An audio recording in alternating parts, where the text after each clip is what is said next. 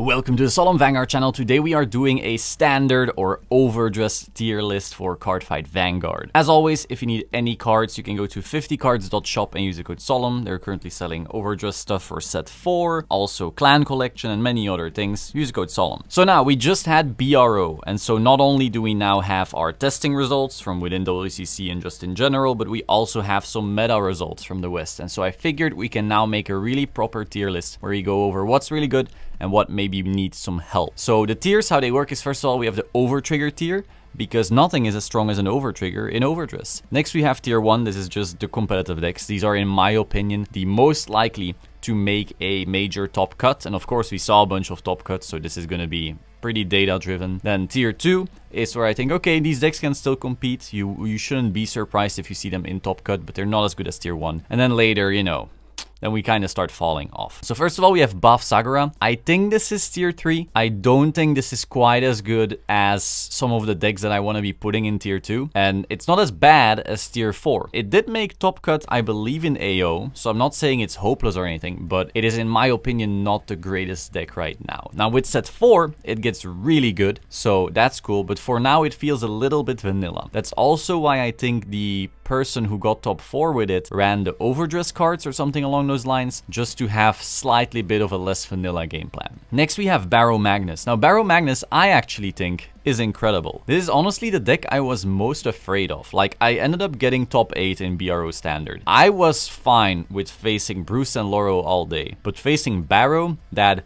terrified me. And that's also what I lost to in my top 8 match. So yeah, very strong deck. Some people would put it at the bottom of tier 1, but I'm actually gonna say something controversial. I think it's somewhere at the top. Now, of course, they can shuffle around a little bit. You know, luck still matters, going first, persona ride, over-triggering triggers, and so forth. All of that has impact as well, so you can shuffle stuff around. But I think Barrow is really strong. Next, we have Orfist. Orfist, I think, is a solid tier 2 deck. My reasoning is the quote-unquote best decks, or the decks that people think are best decks, are Bruce and Loro. Those are turn 4 decks. They're a bit weaker to rush. And Orfist is a really solid rush deck. So they just start bashing, and sometimes they can beat Bruce and Loro before they even get to play the game. Next we have Hexa Orb. I think Hexa Orb isn't very strong. I haven't really tested that much against it, but whenever I saw it being played, it just felt very, very vanilla. There's these tier 1 decks that just do so much more. And speaking of very vanilla and high decks doing so much more,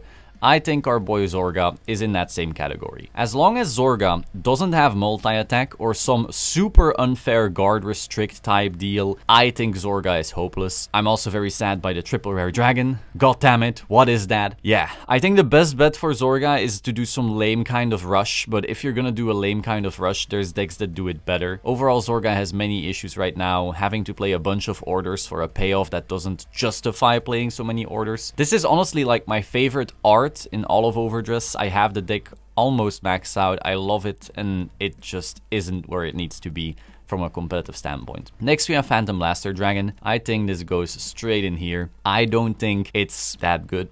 I don't know what else to say. Next we have Greedon. Now Greedon, some people would put it in 3, but I'm actually gonna put it in tier 2. I think Greedon is quite scary. The continuous Vanguard attacks, they can randomly crit you out of the game. They can also constantly be healing because they're doing so many drive checks. I think it's a solid deck. I do not think it's top of tier 2. I do not think it's tier 1, but I definitely think it's better than buff Sagara, Hexa Orb, and Zorga for sure. Next we have Gravidia. This is what I piloted to tops. I absolutely love this deck. It's straight in tier 1. This was kind of a sleeper pick. Most people thought the format was only Bruce and Loro, and Kai came to me with this deck a few weeks ago and was like, hey, this is pretty scary. You know, in Japan it's starting to do some things, people are talking. Yeah, he was right. This was really good. So at first, literally, I thought that the format is Bruce and Loro, end of story. And then we tested more and more, and it turns out, in my opinion, Gravidia is actually better than Bruce and Loro, and Barrow, in my opinion, is better than Gravidia. The only issue is Barrow is, you know, a bit sacky.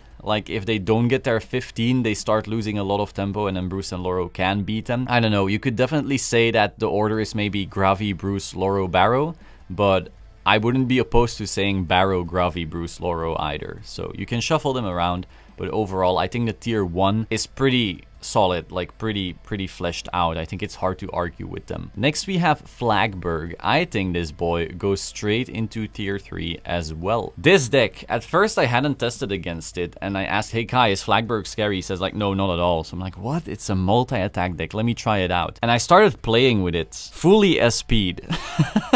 And I go, wow, this deck does nothing. It is swinging for numbers that don't hit. If you don't Persona Ride, your multi-attacks literally do not hit. I don't know what they were thinking. I think Flagberg is hot garbage. If anything, it goes straight in here. That makes more sense. Again, Stoichea, bottom of the barrel.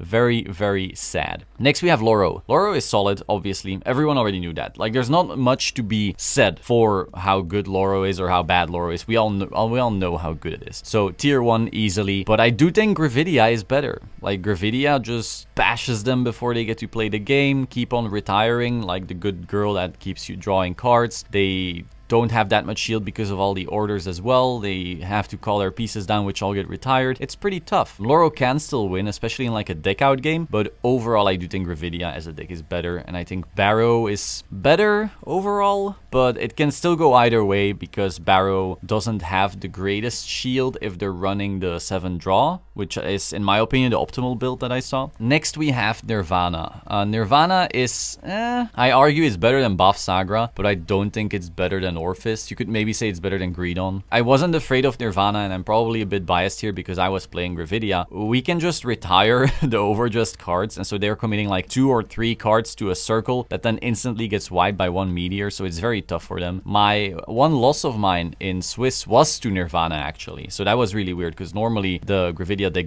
decimates that matchup, but hey, things can go wrong, shit happens. Next we have Bruce. I think Bruce is better than Loro for sure. The ceiling is higher, there's more outplay potential. The best turn of Bruce, in my opinion, is better than the best turn of Loro, and with Proto Bulb you can sculpt your hand, which is a freedom Loro doesn't have. You also have way less orders than Loro, so you have way more shield, so you can, you know, you can guard stuff more easily without relying on luck of the draw, let's say, for your survival. I do think Gravidia is better because Gravidia goes first, GG. Like, you start playing the game on turn 4 and Gravidia is starting to play the game on turn 2. Very, very strong. Barrow, similar story. Like, if they do their little bit of a sacky stuff, which they definitely can in the 7 draw build, then you can literally do your 15 turn on turn 3, while Bruce is still, you know, just sitting there going, oh no, I can't play the game. I think Barrow and Gravi are better for that reason. They're both a bit of a sleeper deck, sure, but, you know, you could argue, you could shuffle stuff around, but I think this is correct. Next we have Bastion. Bastion actually underperformed as to what people thought would happen. People thought, oh, Bastion is like the number 3. You know, you have Bruce, Loro, and number 3 is Bastion. Still really good, aggro more so type of deck, but it didn't perform. And that is something I noticed in our testing as well. I wasn't very scared of it. You know, like, if you want a good rush deck, Gravidia is better. Barrow is, you know, a combo aggro deck, whatever you want to call it, is better. If you want a slower deck, Bruce and Loro is better. So Bastion, it's somewhere in the middle there, and I feel it isn't great at either of them. And of course you also have all the 3s, which kind of ruins your shield. It's also like both Barrow and Gravidia wipe your board, Bruce can wipe your board, and so that's 3 matchups that get tougher. Overall, I would still put it at the top of tier 2. It's still something to be mindful of. They are still a solid aggro deck, but I don't think it's quite in the tier 1 range where a lot of people thought it was. And I thought so too, you know, I thought it was probably bottom of tier 1, but nah, I'm gonna put it at top of tier 2 now. Next we have Magnolia. Now Magnolia, I think, is worse than Orphis, and maybe worse than Nirvana or better than Nirvana. I don't know. So Magnolia obviously has all of its issues. It needs to hit the Persona Ride to really get value. It needs to find all its pieces to really have attackers. But if it does, you know, it can be a very, very scary deck as well. It can also multi-attack from turn 3 already, which is something Bruce and Loro are pretty scared of. I think it's pretty solid. I don't think it's quite as good as Orphis in terms of, you know, rushing and punishing those 2 big boogeyman decks that everyone was aware of, but I still respect it. So this is where I would put it, but I would understand if people want to put Magnolia lower. Next we have Prison. I think Prison is better than Nirvana, for sure. It might even be better than Magnolia, maybe something like this, but I don't think it's as good as Orphis because it doesn't have that rush that Orphis does have, which again punishes a lot of those top decks. Prison, you know, it can grind well, it has those 3 drives. Any deck that is weak to retire doesn't like to face it, but overall it doesn't quite have that payoff that it would need to to play with the big boys, let's say. Next, I'll take Eugene and I'll put it where it belongs. I actually think it's better than Flagberg though. Eugene was a meme in the earlier sets, but now I think it's starting to get better, though, you know, whether it's bottom of tier 3 or here tier 4, I don't really care. Now, Dragonic Overlord, I have never ever played, so it's hard to say if it's any good. I've also never played against it. I actually still have to read its skills, but from what I see, which is nothing, it doesn't top, I'm gonna assume it's bad or not great, so I'm gonna put it here. I can't imagine it being worse than PBD, but yeah, I haven't played it. So if you're like, actually Dragonic Overlord should be tier 3 or something, sure, I don't know. So yeah, this is my tier list. Of course, you can shuffle some stuff around, but I think overall it's pretty correct. Also, tier 3 and 4, again, stuff gets watery. You can start shuffling things for sure, but I think having your tier 1 and 2 properly defined is pretty important. So yeah, hope you found this interesting. If you have any input here after crazy amounts of testing, let me know. If you need any cards, go to 50cards.shop, use the code Solemn, like, subscribe, and I will see you soon. Ciao.